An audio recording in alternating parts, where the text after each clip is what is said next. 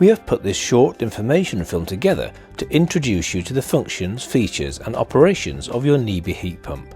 In this film, as well as talking to residents who have them in their homes and use heat pumps on a daily basis, we'll also cover some common functions and basic system care for the end user. Hello, I'm Mike Proudfoot. I'm the maintenance manager from Your Housing Group.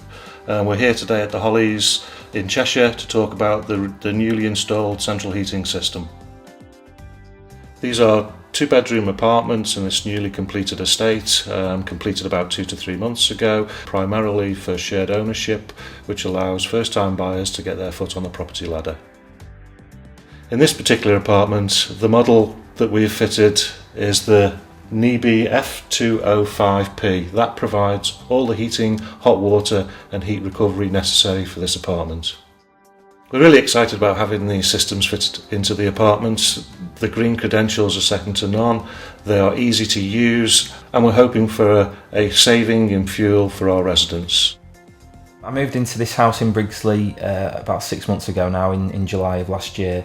When we first looked at the heating system, it looks quite complex and it's going to be difficult to use, but in comparison to the other systems I've used in previous properties, it's much easier to use, and obviously if we're doing a bit for the environment as well, then that all helps as well. So the experience has been great. As well as being easy to use, the other benefits of the system are that we don't seem to get any cold spots. There's no drafts. The hot water is always readily available. I mean, we've had times where we've had 2 or 3 baths within a space of a few hours, and there's always been plenty of hot water there to use as well. So yeah, really good, really good. If you look on the system, it tells you what the temperature is outside to inside, so it gauges it that way. And whereas our old property, you're more or less messing around with it all the time, regulating it. Where with this, it all sort of flows itself. What we've also noticed about this system is that the temperature is very constant throughout the day and night. So with other types of heating systems, you get your peaks and troughs when you've got your radiators on full blast and then off. With this one, the radiators are never on full. The underfloor heating never seems to be overly hot. It's just always at a nice ambient temperature. Even last week I got up in the middle of the night, and normally in a normal house you'd be expecting it to be freezing cold, but it was just the same temperature as in the day. So I mean, I'm no expert on how it actually works, but it just seems to be fantastic. So we have a family of 8, and constantly every day I'm doing a load of washing, and basically I put it on the clothes area and let them dry that way. And I noticed from doing it in this house to my last house, in my last house my windows were getting steamed up and everything. In this house, because you've got all the air vents, no windows steam up, you don't feel damp, you know, it's lovely. For my job, I work in the property industry as a damp specialist, so I'm quite familiar with things like condensation and damp and mould forming. With this system, because it's changing the air much more often and more rapidly, it's removing any moisture that you produce in cooking, cleaning, bathing, that type of thing. It's not allowing the moisture to settle on windows and walls. It's being replaced by the warm air of the system, so no chance of any unhealthy air. The air is always fresh and free of any moisture, so that's another benefit really. I would understand why people were perhaps a little bit sceptical of this type of system, with it being very new and different technology to what we're used to, but once you've got your head around how it works and you don't have to be changing settings and dials and turning things on and off constantly daily, then it's much more easier to use. If I got the chance to recommend this system to anybody, I would tell them to sort of snap it up with both hands, because we found it much more beneficial to our lifestyle in that, like I said, not only the cost point of view, but the ease of use of the whole system, that we find it absolutely fabulous. So I certainly recommend it to anybody. The way your exhaust air heat pump is designed to work is to extract air from the wet rooms, such as the kitchen and bathroom, through a ducting system back to the heat pump, where the heat pump extracts the energy from this air in order to provide further heating and hot water for the property. Air which the ventilation system extracts from the wet rooms will remove steam from the bathroom and kitchen, therefore relieving the necessity to open windows. Opening windows can reduce the amount of energy that a heat pump can extract from the inside air, therefore can potentially lead to a reduction in the efficiency of the system. Because your heat pump works at a lower temperature than a typical gas boiler, it is normal for your radiators not to feel overly hot. The thermostatic control on your radiator has a range of settings, from being completely off, the white circle, to being fully on, the black circle, with varying temperature settings in between. The normal setting for your everyday living areas, such as the living room, dining room and kitchen, is setting 3. For rooms which you use less and require less heat, such as your bathroom and bedrooms, setting 2 is recommended. Although your heat pump requires very little maintenance, we do advise that once a month you check that all the ventilation ducts are free of dust and are not blocked in any way.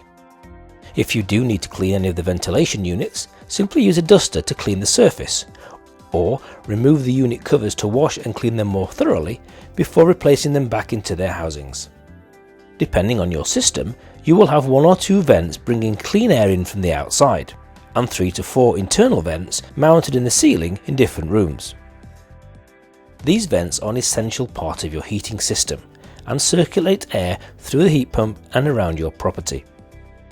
To make sure that the correct ceiling vents stay in the correct rooms, we suggest that you clean each vent separately to avoid mixing them up. It is also essential that the settings of the individual vents are not tampered with or swapped between rooms, as these have been preset and balanced by the installer for them to work to their best efficiency. We'll now look at the controls of the F200 and show you just how easy the unit is to use and look after. Working from left to right of the panel, firstly we have the thermometer gauge that should normally show a reading of between 50 and 60 degrees. Next is a pressure gauge which should normally show a reading of between 1 and 2 bars. Next there are 3 indicator lights. The bottom light relates to the built-in immersion heater, the middle light relates to the filter and defrost mode, and the top light represents the compressor. Under normal operating conditions, whenever these lights are lit, they should be constant rather than flashing. If there are lights that are flashing, this can be a notification that there is a filter to check, or that there could be a problem with the system, in which case consult your installer or housing association. To the right of the lights is the main control knob. Number 1 on the control knob is referred to as spring-autumn setting, and is to be used through the warmer months of the year. Setting 1 relies on the heat pump only to provide heating and hot water. Number 2 on the control knob is referred to as winter mode, and is to be used during the colder months of the year. This setting gives permission for the heat pump to use its built-in immersion heater when the pump needs to generate more heat.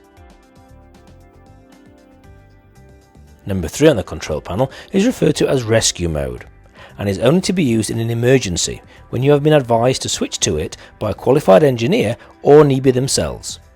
As you can see in this demonstration, the top light is flashing, which is normal for setting 3, and is simply saying that the heat pump is now in rescue mode, and will rely on providing heating and hot water from the built-in immersion heater only. Should you need to disengage this operation, you will need to turn the unit back to 0 and leave it for around 20 seconds to reset, and then turn it back to number 1 to resume normal operation. The heat pump is designed to be left permanently on, so that it maintains a constant temperature within the property.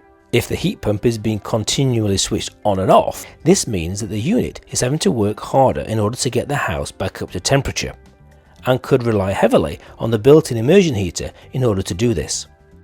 Because this heat pump is designed not to be switched off, it comes with a room thermostat.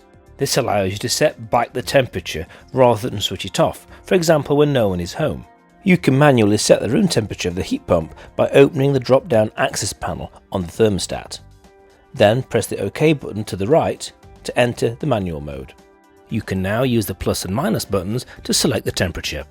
However, do not set the temperature too low so that it allows the property to become cold, as the heat pump will have to work harder to regain normal temperature when you raise the temperature later, and this may result in an increase in your energy consumption. A good value to select is 18 degrees. Press the OK button to set the temperature and close the access panel. The temperature can also be set automatically using the built-in schedule feature, which allows you to set specific times to set back the heat pump temperature. The thermostat comes already preset with times and temperatures, but these times can be altered if required. Please refer to the thermostat handbook for the preset time zones. To alter a time zone, firstly you need to open the drop-down access panel on the thermostat. Then press the mode button twice to highlight the third icon down on the left of the display. This mode allows you to set specific times for each of the 4 time zones, which represent sunrise, daytime, evening and bedtime settings. The time will now be flashing, and the top icon next to the sunrise symbol on the right of the display will be highlighted. This means that the current time which has been set for sunrise is 6:30 AM. You can change this time by pressing the up and down buttons, and then the OK button to enter the time and advance to the next time zone. Here we have set the time to 10 AM. Press the advance button again to advance to the evening zone, where we have changed the time from 6 PM to 6:30 PM. Press the OK button again to advance to the bedtime zone. Here we'll leave the setting at 11 PM. The next step is to set the desired temperature for each of the time zones which we have just set. To do this, press the mode button once to advance to the temperature setting display. You will now see the current temperature set for the first time zone is flashing, and the zone icon has highlighted the sunrise zone. In this example, this means that at 6:30 in the morning, the heat pump will start to raise the temperature to 21 degrees and maintain this temperature until the next zone. To change the temperature, simply use the plus and minus buttons to choose the desired temperature, and then press the OK button to move on to the next zone. Here is the daytime zone, which we have just set to 10 AM, which means that the heat pump will start to lower the temperature to 18 degrees at 10 AM and maintain this temperature until the next zone. The next zone is the evening zone, which we changed from 6 PM to 6:30 PM, which means that the heat pump will start to raise the temperature back up to 22 degrees at 6:30 PM and maintain this temperature until the next zone. The final zone is the bedtime zone, which we set to 11 PM, meaning that the heat pump will start to lower the temperature to 18 degrees at 11 PM and maintain this temperature through the night until the next zone, which is 6:30 in the morning, where the temperature is raised back to 21 degrees, and the cycle will then repeat itself for the next day. At the top of the display, you will see the numbers 1 to 7, which represent the days of the week. The indicators on the first 5 numbers, Monday to Friday, show that these days have all been set to the same zones and times. If you also wish to set the zones and times for the weekend, press the OK button again to highlight the numbers 6 and 7, and repeat the same setting procedure to enter the temperatures for the same zones on these days. To exit the schedule mode, simply press the mode button twice to highlight the top icon on the left of the display. The filter is required to be cleaned roughly every 3 months. If the middle indicator light is flashing, then this means that the filter is ready to be checked and cleaned. To clean the filter, firstly turn the heat pump off by turning the control knob to 0. Then release the front top panel by carefully pulling it towards you with the bottom edge. Then lift it off of the hooks at the top of the panel. You will now see the filter at the top of the unit. Pull the filter housing out fully. The white filter membrane can easily be cleaned by simply vacuuming the filter membrane with any conventional domestic vacuum cleaner. If you notice any holes in the filter or it is damaged in any way, you will need to contact your installer or housing association to get a replacement filter fitted. To replace the filter, ensure that it is located on the top runners, and then slide the filter all the way back. To replace the panel, hook it back on the top and gently push the bottom back onto the spring clips until they click. In the event that you need to speak with an engineer regarding your heat pump, you will need to quote your heat pump serial number, so it's a good idea to note this down before you call. The serial number is located behind the bottom service panel on a sticker that starts with the letters SN and is followed by the 14-digit serial number. If you require further operating instructions regarding your heat pump or room thermostat, please refer to the user manuals that have been left with your unit. Alternatively, you can visit www.nibe.co.uk, where you can download copies of the user manuals.